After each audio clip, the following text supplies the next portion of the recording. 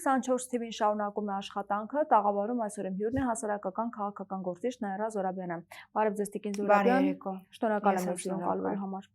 Խոսենք վերջին շրջանում տեղի ունեցող գործընթացներից, մասնավորապես եկեղեցու դեմ Սրբազանը կալանավորվեց Արագածոտնի թեմի առաջնորդը եւ բացի այդ մեկ հոգեվորական եւս ձերբակալություններ, կալանավորումներ, խուզարկություններ բավական երկար հենց առաջնորդարանում Արագածոտնի, ինչ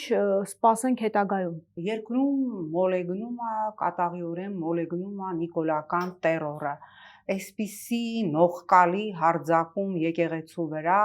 ես նայել եմ նյութերը 15 թվականի ցեղասպանության ընթացքի նույնիսկ երիտ թուրքերը այսպիսի կատաղությամբ չեն գրոհել հայ առաքելական եկեղեցու եւ հոգեվորականների վրա։ Ես թերթում էի 3 Արբատի զավակները, թերթում էի Սոլժենիցինի ստեղծագործությունները, բացարձակ նույնական իրավիճակ է, այն սև տրոյկաների ժամանակը, երբ որ մարդուն մեկ բառի, մեկ խոսքի, մեկ ակնարկի համար պարկեցնում են հատակին եւ տանում կալանավորում են։ Այսօր հրապարակվեց ինչ որ գաղտնալսված ձայնագրություն, ես պնդում եմ, սա հիմքա Նիկոլ Փաշինյանը այս իր գործողություններով տարբեր հոգեվորականների ճակերտավոր ցուցմունքներով հող է նախապատրաստում վեհափառին կալանավորելու համար եւ ես ավելի քան վստահ եմ, որ հոկտեմբերի 26-ին Օհանավանի եկեղեցում իր մասնակցությամբ այդ արարողությամբ հիմք է դրվելու վեհափառին գահընկեց անելու եւ վեհափառին կալանավորելու գործընթացը։ Կրկնում եմ 37 թիվը բոլոր ֆրոնտներով գլուխը պատին ա տվել նիկոլական այս տերորի հանդեպ։ Մենք տեսանք, որ ընդամենը գրառման համար, խոսքի համար փաստաբան են կալանավորում։ Ուզում եմ հիշացնել իրանց ասած Սերժի ժամանակները, երբ որ Եվրոպայի խորհուրդը տակ ուրեմն մեր արչև պայմաններ էր դրել ապաքրեականացնել խոսքը եւ մենք այնպիսի պարտաճանաչությամբ էինք դա անում, որ Եվրոպայի խորհրդում Վենետիկի հանձնաժողովում մեզ ասեցին դուք այնպես գրագետ եք համահունչ դարձնում ձեր օրենսդրությունը վիրավորանքը ապաքրեականացնել եւ ընդհանրապես պաշտպանել խոսքի ազատությունը, ինչպես դա չեն անում անգամ Եվրոպայի խորհրդի բազմաթիվ երկրներ, բայց մենք հիմա տեսնում ենք եվրոյոնջաների լռությունը, երբ որ ֆեյսբուքյան գրառումների համար, ազատ խոսքի համար մարդկանց պարկացնում են պոլին, հատակին եւ նվաստացնելով տանում ու կալանքի սանկցիաներ են տալիս։ Իդեպ այս ամենը ինչի համար է արվում, վախի մթնոլորտ ձևավորվելու, թե այլ նպատակներ կան։ Տեսեք, մենք տեսանք, որ շատ տարօրինակ ձևով հայ առաքելական եկեղեցու վրա Նիկոլա հարձակումները այսպես շատ ունիսոն, շատ համահունչ են Ադրբեջանի քաղաքական էլիտայի, Ադրբեջանի հոգևոր առաջնորդի հայտարարություններին։ ՄԱԿ-ի գլխավոր քարտուղարի հետ հանդիպման ժամանակ Ադրբեջանի հոգևոր առաջնորդ Ալաշուքյուր Փաշազադեն կրկին բողոքեց հայ առաքելական եկեղեցուց եւ դրան հաջորդեց այդ խայտարակ գրոհը Արագածոտնի թեմի վրա։ Մենք տեսանք, թե ինչպեսի խայտարակությամբ ջարդում էին թեմի, չգիտեմ, պահարանները, սա կատաստրոֆա է, սա կատաստրոֆա է։ Ես կրկնում եմ, մենք ապրում ենք հայ ժողովրդի պատմության ամենաամոթալի ժամանակներից մեկը, 3 սրբազան կալանավորված, բազմաթիվ հոգևորականներ են կալանավորված, բացեք հայոց պատմությունը, տեսեք այսպիսի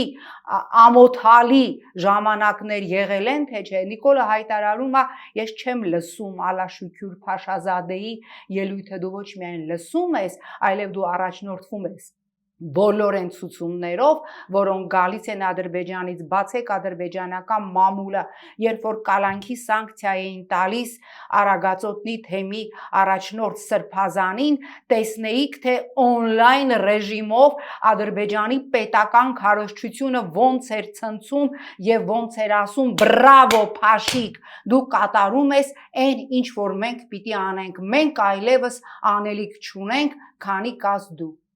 Իդեպ ձայնագրության մասին խոսեցիք, որ համացանցում տարածվել է Նաթան arczepiskoposi եւ մեկ ապեղայի, դա 2023 թվականի ձայնագրությունը, այսինքն ըստ էության ծրագրերը ավելի վաղուց են, աշխատանքները ավելի վաղուց են նախապատրաստվել։ Միանշանակ, իհարկե, մենք տեսնում ենք, թե ինչպիսի փութաջանությամբ այս իրավապահ համակարգը ԱԱԾ-ն իրենց հիմնական առաքելությունը թողած, նստած եւ ձայնագրում են բոլորին, տեսանկարահանում են բոլորին եւ երբ որ Դանիել Լեոնիսյանը հպարտությամբ բարձրաձայնում է, որ այո, ես եմ ուրեմն հայց ներկայացրել, որ քննեն այդ բոլոր խնդիրները, երբ որ մարդկանց հարկադրանքով տարել են հանրահավաքի, խոսքը վերաբերում է 21 թվականին Արագածոտնի Սրբազանի հետ կապված, հիմա ես հարց եմ ուղղում Դանիել Լեոնիսյանին, բա տենց փութաջանությամբ, ինչի մի հատ գործել չես տվել, երբ որ Գյումրիում քաղաքապետի, համայնքապետի ընտրության ժամանակ ուղիղ եթերում մարդիկ ասում էին, որ մեզ բռնությամբ, զորով մեր ղեկավարը, չգիտեմ, տնօրենը, դպրոցի կամ պոլիկլինիկայի գլխավոր բժիշկը ասելա մենք էլ եկել ենք, բա քո քաղաքացիական պարտքը, քո իրազեկ քաղաքացու էնտուզիազմը Գյումրիի ժամանակ ինչի չաշխատեց, հասկանում եք, եթե մարդու նպատակը իրապես նման երևույթները կանխելն է, բա մի հատ էլ դիմում Գյումրիի ժամանակ գրեիր, երբ որ մենք տեսանք կամերաները տեսախցիկների առջև, նաև ձեր մարդիկ ասում էին, որ այո, մենք եկել ենք, որովհետև բուժ հաստատության ղեկավարը, դպրոցի տնօրենը մեզ ասելա պետքա գաք, բա այդ քո էնտուզիազմը քաղաքացու այդ ժամանակ ինչի չբռնես, կրկնում եմ, այս ամենից զարհուրելի տրոյկաների հոտ է գալիս։ Իդեպ 54 քննիչ է ներգրաված, այո, պատկերացնում եք, Արագածոտնի թեմի երկրում վխտում է հանցագործությունների աճը, մենք տենում ենք, չէ, դաշտում ընտանիք են գնդակահարում, ես չգիտեմ, խայտարակությունը, ամեն օր հանցագործություն, ծանր հանցագործությունների թիվը կատաստրոֆիկ աճել է, մի քանի տասնյակ քննիչ ուրեմն զբաղված է Սամվել Կարապետյանով, երբ որ Դոլմազյանը անգամ չի կարողանում մի հատ զացեպկա գտնել, մի 53 քննիչ զբաղված է Արագածոտնի թեմի առաջնորդի վրա գործ կարելով։ Դուք պատկերացնում եք այն դեպքում, երբ որ երկրում վխտում է ծանր հանցագործությունների թիվը, ամեն օր զարթնում ենք լրատվական սվոդկան սպանություն, գնդակահարություն, դանակահարություն, սպանություն, գնդակահարություն, դանակահարություն։ Դուք կարծում եք, որ սրան այս ամենին հաջորդելու է վեհապարի դեմ գործողությունները։ Ավելի քան վստահ եմ, որ հոկտեմբերի 26-ից Նիկոլ Փաշինյանը մեկնարկելու է վեհապար Հայրապետին հեռացնելու, ինչու՞ չէ, վեհապար Հայրապետի դիմադրության դեպքում նրան կալանավորելու գործընթացը եւ իդեպ նա չի էլ թաքցնում իր ծրագրերը, ես նախորդին էլ ասել եմ, ես տեղյակ եմ, համենայն դեպս Հայաստանում գրանցված կրոնական այլ կազմակերպությունների ներկայացուցիչներ հրապարակավ ասել են, որ իրենք չեն մասնակցելու, խոսքը վերաբերում է Եհովայի վկաների կյանքի խոսքի այս խայտարակ գրոհին հայ առաքելական եկեղեցու դեմ եւ դրա համար մենք տեսնում ենք, որ Նիկոլը հիմա փորձում է ներսից պայթեցնել տարբեր տերարամներ գտնելով, այն նույն տերարամը, ով 18 թվականին հեգնում էր դուխով հեղափոխությունը, այդպիսի կերպարների գտնելով ներսից տրաքացնել հայ առաքելական եկեղեցին։ Գիտեք, եթե լռենք, եթե բավարարվենք միայն Facebook-յան ստատուսներ գրելով, եթե ընդդիմությունը շարունակի իրար դեմ արշավել եւ չկոնսոլիդացվի այս ռեժիմի դեմ, մեկ միահամուռ բռունցք չդառնա այս ռեժիմի դեմ, այո, իսկ ինչի՞ չպիտի հաջողի։ Միջև հիմա հաջողել է, որտեղ ունի այնպիսի ոսկե հովանավորներ, ինչպիսին Թուրքիան եւ Ադրբեջանն է, եւ պատահական չէ, որ ՄԱԿ-ի ամբիոնից Նիկոլ Փաշինյանը խոսում է ոչ թե գլոբալ խնդիրներից, այլ խոսում է ներքաղաքական դետալներից, դրանով իր ոսկե հովանավորներին հասկացնելով, որ պահեք ինձ իշխանության, եթե ուզում եք, ես թուրք-ադրբեջանական օրակարգը տանեմ առաջ։ Իդեպ ցավալի էր, բայց մեր իշխանական աղբյուրներից նկարներ էին տարածվում, որ տեսեք Սամվել Կարապետյանի դատին որքան մարդ է հավաքված, իսկ օրինակ հոգևորականներին եւ ձերբակալել են դատարանի առջև շատ քիչ մարդիկ կան հավաքված։ Ամեն դեպքում ընդդիմության անելիքը մեծ է այս հարցում։ Ինչ տրամաբանություն կա, որ չենք տեսնում այդ մեծ ալիքը կամ մարդկանց համախմբման գործում։ Գիտեք, ինչ որ անընդհատ ինչ որ իրենց անգործությունը, ընդդիմության տարբեր թևեր արդարացնելու համար անընդհատ մեղադրում են ժողովրդին, բա ժողովուրդը իսկ ով է կազմակերպել ժողովրդին։ Ով է կազմակերպել այնպես, որ ժողովուրդը իմանա, որ իրեն առաջնորդելու է այնպիսի մի քաղաքական ուժ, որը չի ասելու մի հատ ֆանարիկը վառեք, անջատեք, գնացեք տուն։ Ով կամ որը չի ասելու եկեք մի հատ ֆռացեք, գնացեք տուն, նստենք, սպասենք 26 թվականի ընտրության։ Այսպես է գնալու 26 թվականի ընտրության, սա բավարար չի, այն ինչ որ անում է այսօր այս ռեժիմը հասկանալու համար, որ մինչև 26 թվականի ընտրություն այլևս ակտիվ քաղաքական ակտորներ չեն մնալու, բոլորը լինելու են բերդերում, փակվելու են քաղաքական կուսակցություններ եւ հաջորդ ալիքը ռեպրեսիաների վերաբերելու է լրատվամիջոցների։ Նիկոլը սենց ջերմոցային սենց հերկելու է մինչև 26-ի հունիսի 7-ը ամբողջ ընտրական դաշտը ու սենց շվացնելով գնալու է ընտրության։ Այնպես որ եթե ինչ որ բան պիտի արվի այս ռեժիմին հեռացնելու համար, դա պիտի չարվի ընտրական գործընթացով, որտեղ ընտրական գործընթացի այլևս ֆինալը Նիկոլ Փաշինյանը գրում է հիմա, всё, կապ չունի, հիմա կարա գրի քանի տոկոս է ինքը ստանալու, դնի Վահագ Հովակիմյանի սեյֆում։ Ընդդիմադիր առանձին քաղաքական ուժերի պայքարը ինչ արդյունավետություն կարող է ունենալ, որովհետև մենք տեսնում ենք, որ տարբեր քաղաքական ուժեր են ձևավորվում եւ իրենք բոլորը պատրաստվում են ընտրություններին մասնակցել։ Եթե ընդդիմադիր դաշտում համախմբում տեղի չի ունենում, այս դեպքում Փաշինյանին ավելի հեշտ չէ պայքարել նրանց դեմ եւ հաղթել։ Տեսեք, Նիկոլ Փաշինյանի սկզբունքն է բաժանիր որ տիրես։ Մենք տեսանք, որ նաեւ օրերս Թաթոյան Արմանը հայտ ներկայացրեց եւ տեսանք, որ հիմնական հարվածները ընդդիմադիր մեկ այլ բևեռից էր։ Հասկանում եք, մենք պիտի հասկանանք, որ մենք այսօր գոյաբանական խնդիր ունենք։ Երկրի լինելիության խնդիրն է դրված եւ Նիկոլը բաց հայտարարում է, որ վերացնելու եմ Հայաստանի երրորդ հանրապետությունը։ Եթե առաջինքը թաքնվում էր Գեբելսի 9-րդ դրույթի տակ, որ քծնեք, ստեք, մանիպուլացնեք, հիմա բաց ասում է, ես էս եմ, եկել եմ Հայաստանի հանրապետությունը թաղելու։ Եվ ընդդիմադիր դաշտը ինչով է զբաղված է միմյանց քարկոծելով, ով ընդդիմադիր հայտ է ներկայացնում, չաքուչը առնում են, սկսում են գլխին խփել, սրա ականջնա երևում, սրա պոչնա երևում, բա որ մենք ձեր ականջները եւ պոչերը բացահայտենք, այնքան հետաքրքիր պոչեր դուրս կգան, որոնց կանալները շատ սիրուն կարան տանեն միջև Նիկոլ, սա չպիտի լինի։ Ընդդիմադիր դաշտը պիտի հասկանա, որ կա մեկ խնդիր՝ հեռացնել իշխանությանը։ Իշխանություն գալը պիտի լինի երկրորդ հորիզոնականում։ Եվ քանի դեռ որոշ քաղաքական ուժերի համար գեր նպատակը գալ իշխանության կամ որոշների համար ընդամենը խորհրդարանում մի քանի մանդատ ունենալն է, ինչպես օրինակ նախորդին իր ասուլիսում հայտարարեց երկրորդ նախագահը, որ մենք անպայմանորեն կլինենք խորհրդարանում։ Ինձ համար դա հասկանալի մոտեցում չէ, այսինքն ոնց նպատակը խորհրդարանում լինելն է, օքեյ, եթե նպատակը մի 10-12 մանդատով խորհրդարանում լինելն է, թրքահպատակ խորհրդարանում, 4-րդ հանրապետության նիկոլական խորհրդարանում, որի էմբլեման թողելու են մենակ լինի հայերեն գրած Երևան, ապա այդ նպատակը ինձ համար ոչ միայն անընդունելի է, այլև մերժելի է։ Նպատակը պիտի լինի մեկը՝ համախմբում իշխանությանը հեռացնելու համար, որտեղ այս իշխանությունը կոլաբորանտ է, այս իշխանությունը չունի հայկական օրակարգ։ Իսկ ինչու չի լինում այդ համախմբումը, օրինակ ձեզ համար ընկալելի է, ինչու Այո, ընկալելի է, շատ ընկալելի է, ինձ համար հասկանալի է, թե ինչի ընդդիմադիր դաշտում չի լինում այդ համախմբումը կամ դժվար է լինում, որովհետև որոշ ընդդիմադիր ուժերի օրակարգը, ինչպես քիչ առաջ ասեցի, ոչ թե իշխանափոխությունն է առաջի կետում, այլ խորհրդարանում մի քանի մանդատ ունենալն է, որ գնան շարունակեն կառավարության հետ հարց ու պատասխանին չորեքշաբթի օրերը հերոսական հարցեր տան Նիկոլին։ Ես ասում եմ, այդ ընդդիմությունը ինձ համար նույնքան մերժելի եւ քննադատելի է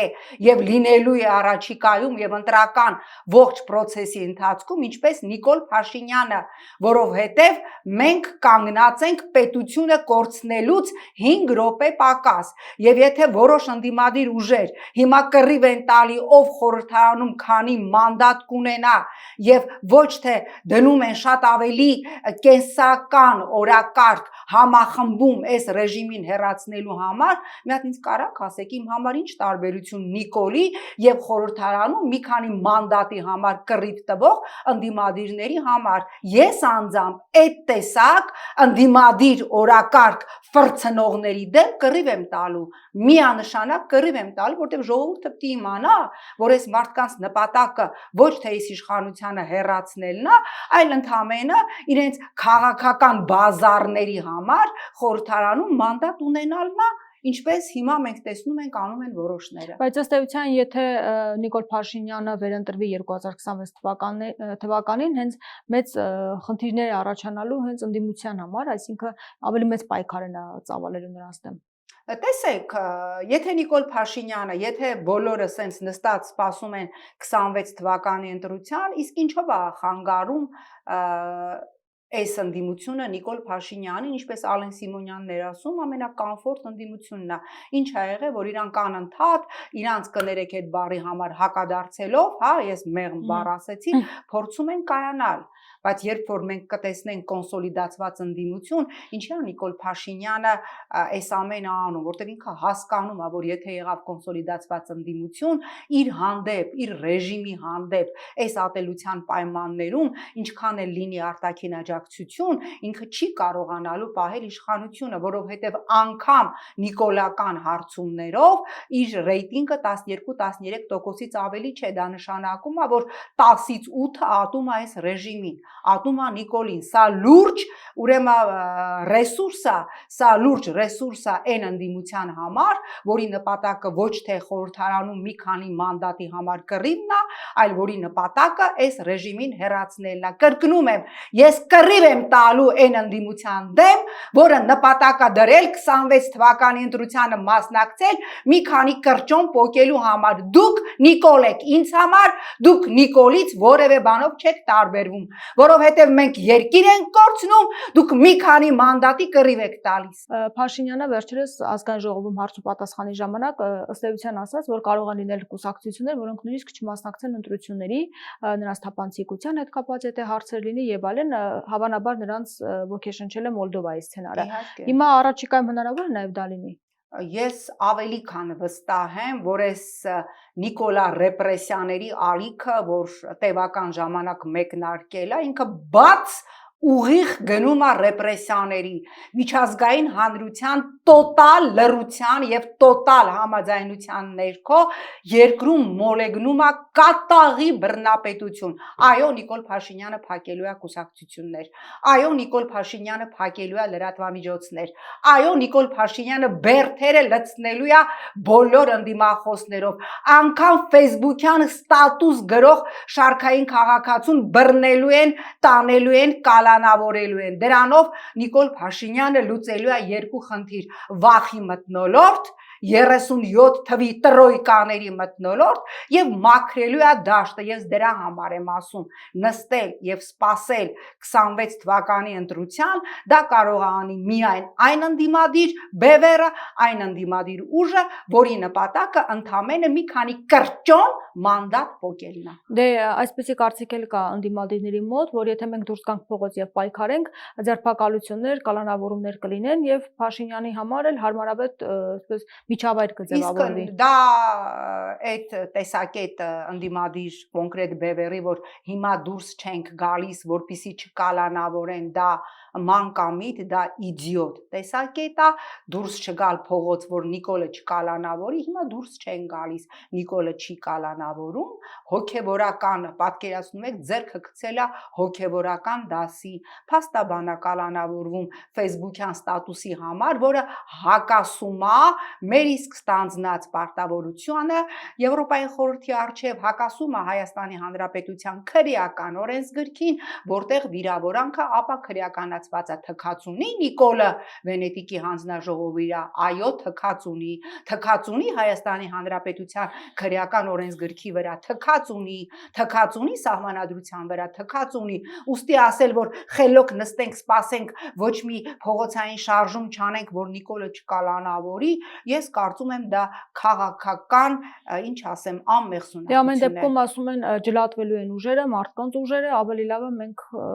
թողնենք, որպեսզի ընտրություններով մարդիկ իրենց տեսակետը արտահայտեն։ Եթե երկրում լինեին նորմալ ընտրություններ, բնականաբար դա լեգիտիմ մոտեցում կլիներ, այդ տեսակետը եւս իրավունք կունենար, գոյություն ունենալու, բայց մենք հասկանում ենք, որ Նիկոլը այս ամեն ինչը չի անում։ Դες թվում է Նիկոլը չի հասկանում, ինքը ինչ է անում, դες թվում է Նիկոլը չի հասկանում Հայաստանի քրեական օրենսգրքի եւ եվրոպական դատարանի քանի այսպես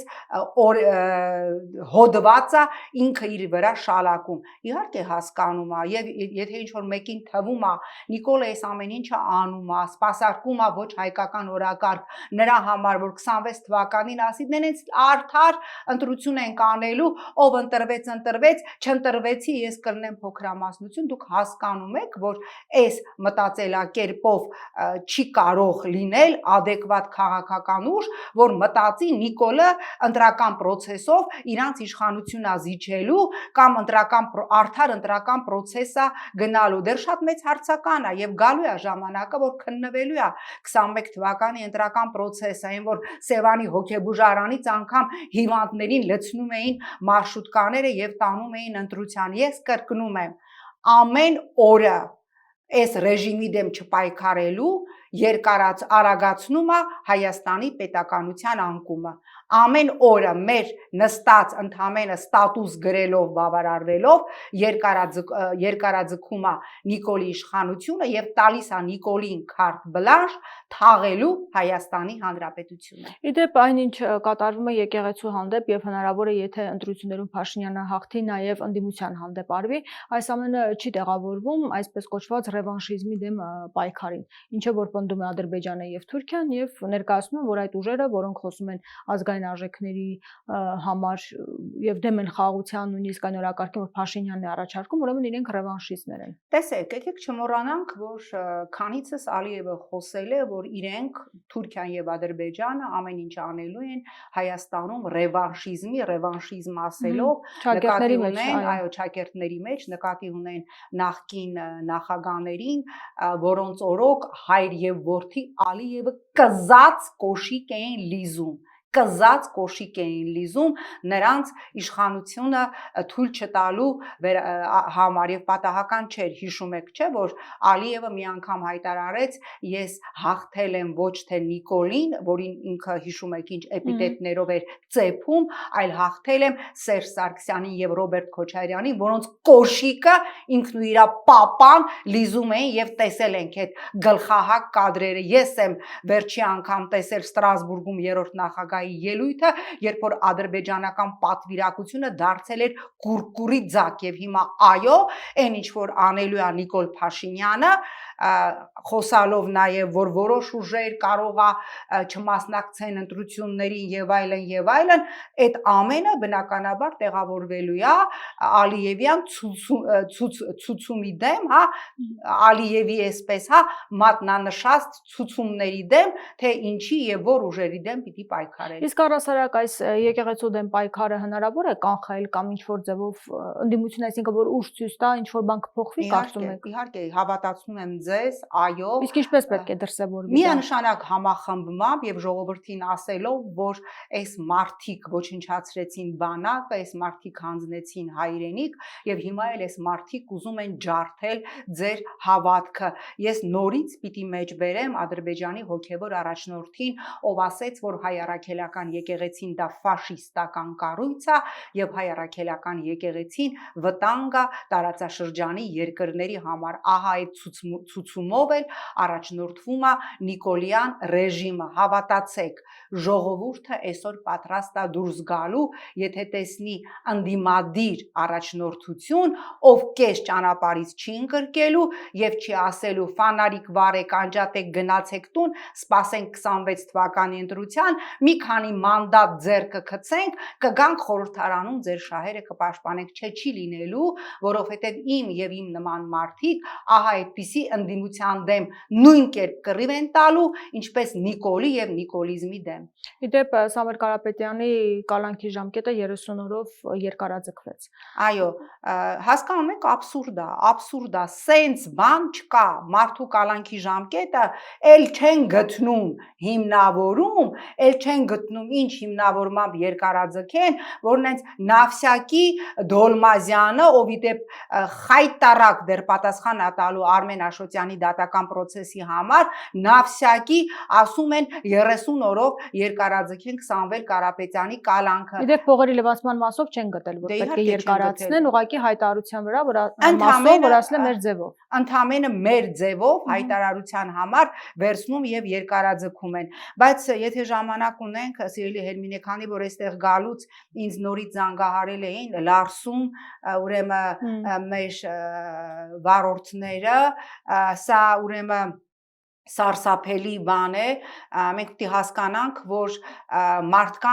մարդիկ վարորդները, Լարսով անցնող վարորդները ընդհուպ միջև 30-35 օր մնում են սահմանին եւ այդ որոշումը 90 օր միայն տարվա մեջ կարողանալ մնալ Ռուսաստանում, որից հետո մարդկանց դեպորտ են անում եւ 5 տարի զրկում են այդ ճանապարհով Լարսով անցնելու հնարավորությունից, սա լրջագույն խնդիր է։ Ես հասկանում եմ, որ էկոնոմիկայի նախարարը ով ասում էր, այդ չեմ խոսում մեր քայլերի մասին, որ չվնասեմ, պետական գաղտնիք է, ինչ է, իհարկե այսօր ԵԱՏՄ ղեկավարությունը հայտարարել է, որ այս խնդրին պիտի լուծում տան, բայց սա լրջագույն խնդիր է։ Սա նշանակում է, որ մենք չենք կարողանալու նաև այդ մարդիկ, որ այստեղից տանում են բեռներ, այնտեղից բերում են մեր ապրելու համար կենսական անհրաժեշտության ամեն ինչը,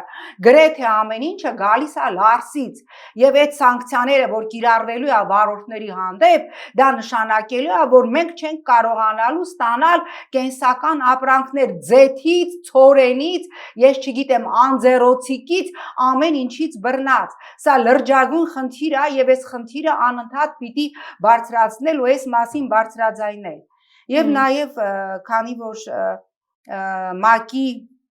խոշտանգումների դեմ կոմիտեի վերջի հայտարարությանն եմ նաև ուզում անդրադառնալ, բավականաչափ կոշտ ուրեմն ձևակերպումներով ՄԱԿ-ի խոշտանգումների դեմ պայքարի կոմիտեն հայտարարություն է արել Բաքվում պահվող ռազմագերիների վերաբերյալ։ Ես վերջերս եմ վերադարձել Եվրոպայից եւ նաև իմ բոլոր հանդիպումների ընթացքում ես ուզում եմ այսպես շատ զուսպ լավատեսությամբ նշել, որ կա որոշակի լավատեսություն, որ պրեսինգը, ճնշումը միջազգային հանրության Ադրբեջանի վրա կուժեղանա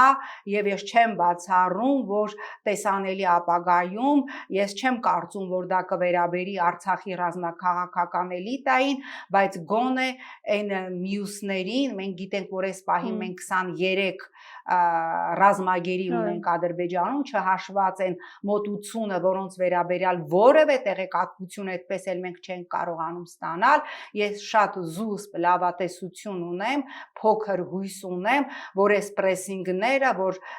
որոշակիորեն ակտիվացել է միջազգային հանրության կողմից, գոնե որոշ ռազմագերիների հայրենադարձման հարցում կարող է օգուտ տալ։ Շնորհակալ եմ Ես եմ զրույցի համար։ շնորհակալ։ Զրուցակիցս հասարակական քաղաքական գործիչ Նաիրա Զորաբյանն էր։ Շարունակեք մեզ հետևել, կհանդիպենք։